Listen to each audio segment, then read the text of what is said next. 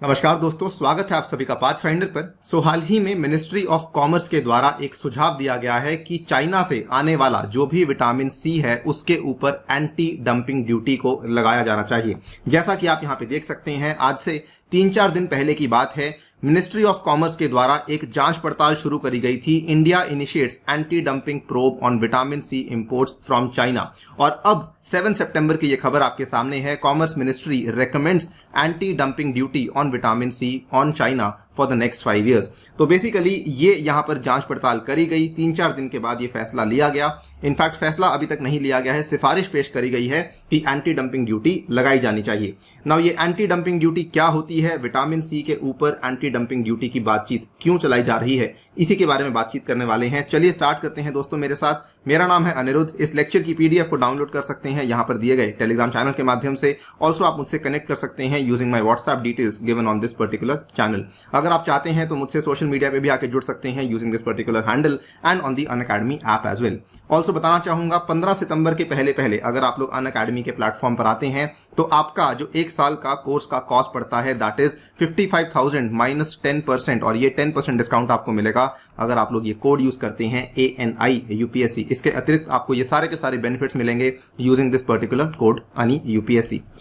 Right guys, सबसे पहले कुछ बेसिक समझ लेते हैं कि असल में डंपिंग क्या होती है। डंपिंग बेसिकली उसे कहा जाता है अगर मान लीजिए कोई कंट्री है वो ऐसे गुड्स को एक्सपोर्ट कर रही है दूसरी कंट्री में at a price lower than the price it normally charges in its home market. So for example हम यहां पे बात करते हैं चाइना की। चाइना किसी पर्टिकुलर चीज को चाइना के अंदर बेच रही है 100 रुपए की। अगर वो उसी चीज को इंडिया के अंदर आकर बेचने लगे 90 रुपए में, तो उस चीज को कहा जाता है डंपिंग। यानी कि वो ऐसी चीज को इंडिया में बेचने की कोशिश कर रही है कम दाम में जितने दाम में वो अपनी कंट्री में बेच रही है। इस चीज को कहा जाता है डंपिंग। और ये WTO के वर्ल्ड ट्रेड ऑर्गेनाइजेशन के अनुसार एक अनफेयर ट्रेड प्रैक्टिस है। इसको बिल्कुल भी प्रोत्साहन नहीं दिया जाता है। और यह भी कहा जाता है कि ये अंतर्राष्ट्रीय व्यापार के ऊपर एक विकृत प्रभाव भी पैदा कर सकती है।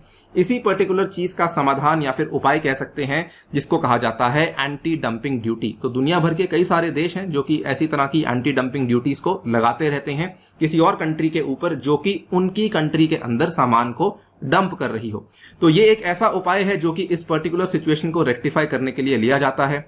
आसान भाषा में कहें तो ये एक प्रोटेक्शनिस्ट टैरिफ है जो कि डोमेस्टिक गवर्नमेंट्स इंपोज करती हैं अगर उनको लगता है कि वो वाला जो सामान उनके कंट्री में आ रहा है it is priced below the fair market value. और क्योंकि डंपिंग को प्रोत्साहन नहीं दिया जाता है, इसीलिए एंटी डंपिंग ड्यूटी या फिर इस तरह के जो भी अन्य उपाय होते हैं इन सभी चीजों को सपोर्ट किया जाता है by the world trade organisation.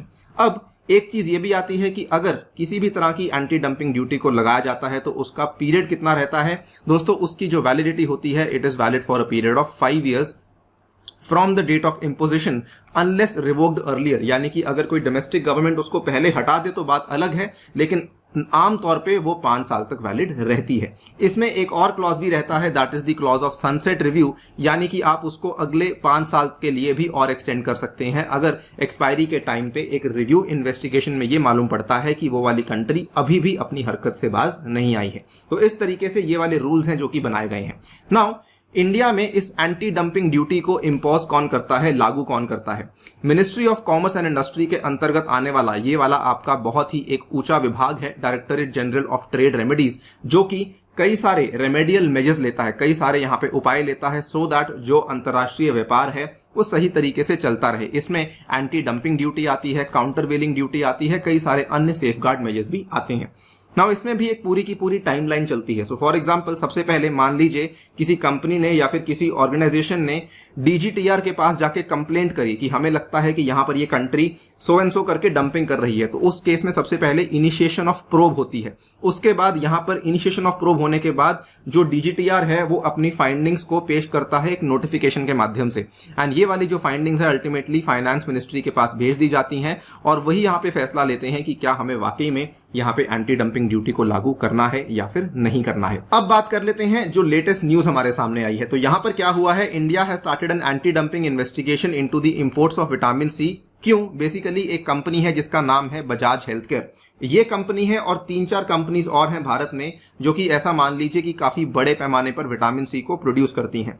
सो यहाँ पर बजाज हेल्थ केयर के द्वारा कंप्लेंट करी गई थी टू द डीजीटीआर, ये कहते हुए कि यहाँ पर उनकी जो प्रोडक्शन है और उनकी जो डोमेस्टिक इंडस्ट्री है, उनका जो घरेलू उत्पाद है, उसके ऊपर काफी खराब प्रभाव पड़ रहा है due to the dumping of imports of vitamin C from China. आप यहाँ पे देख सकते हैं कंपनी के द्वारा जो अपना लेटर पेश किया गया था, कंप्लेंट पेश करी गई थी, इन्होंने यहां पर क्या कहा था?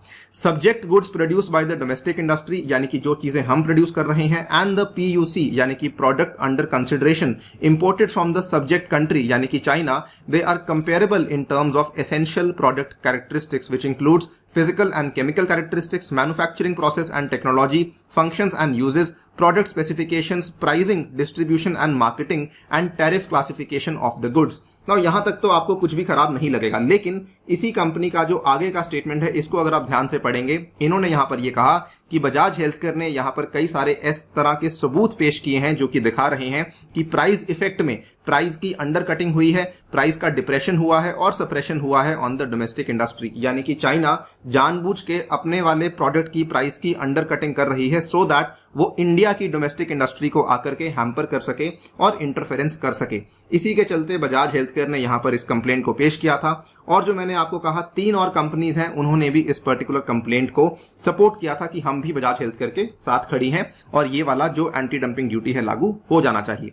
नाउ ये जांच चलती रही, जांच चलते रहने के बाद 3-4 दिन के बाद डीजीटीआर ने अपने नोटिफिकेशन में सिफारिश दे दी है कि एंटी डंपिंग ड्यूटी को लागू करवाया जाना चाहिए। आप यहां पे देख सकते हैं, the commerce ministry investigation arm DGTR has recommended the imposition of anti dumping duty on vitamin C. DGTR ने कंक्लूड किया है कि जो इंपोर्ट्स फ्रॉम चाइना है, they are entering the domestic market at price below the level of the selling price and even the cost of the sales. इसीलिए ये वाला फैसला हमारे द्वारा लिया जा रहा है। डीजीटीआर की जो नोटिफिकेशन सामने आई है, आप यहां पे अगेन देख सकते हैं, a definitive anti dumping duty is recommended to be imposed for 5 years। अब आपको समझ आ चुका होगा कि 5 years यहां पर क्यों कहा जा रहा है, बिकॉज WTO के रूल्स के अनुसार जब एंटी डंपिंग ड्यूटी लगाई जाती है तो 5 साल के लिए ही लगाई जाती है। From the date of notification to be issued by central government on all imports of goods originating in और एक्सपोर्टेड फ्रॉम चाइना, अगर ऐसा कुछ हो रहा है तो वहां पर ADD लागू हो जानी चाहिए। Now as a told you, process कैसे चलता है? फाइनल डिसीजन लिया जाता है फाइनेंस मिनिस्ट्री के द्वारा, वित्त मंत्रालय के द्वारा। डीजीटीआर ने यहां पर अपनी सुझाव में यह कहा है कि इनके ऊपर $3.2 पर केजी और साथ में $3.55 पर केजी का आपका इंपोर्ट के ऊपर ड्यूटी लगाई जानी चाहिए। Final decision against finance ministry के द्वारा लिया जाएगा। देखना बाकी है कि उस टाइम पर क्या होता है। जाने से पहले आपको याद दिलवा दूं, अनअकैडमी की जो सब्सक्रिप्शन है दोस्तों, इसके प्राइसेस बढ़ने वाले हैं 15 सितंबर के बाद। You have to use the code ANI UPSC to come on the plus platform and get my personal guidance from the Unacademy platform. इसके अलावा कई सारे कोर्सेज चल रहे हैं और मेरे द्वारा भी ये सारे के सारे कोर्सेज आपको अवेलेबल करवा दिए जाएंगे। Do not forget to enroll in the upcoming combat using my code ANI UPSC, जिसमें कि आप लोग स्कॉलरशिप जीत सकते हैं। On that note, I take your leave. Thank you for listening. Stay tuned and stay safe.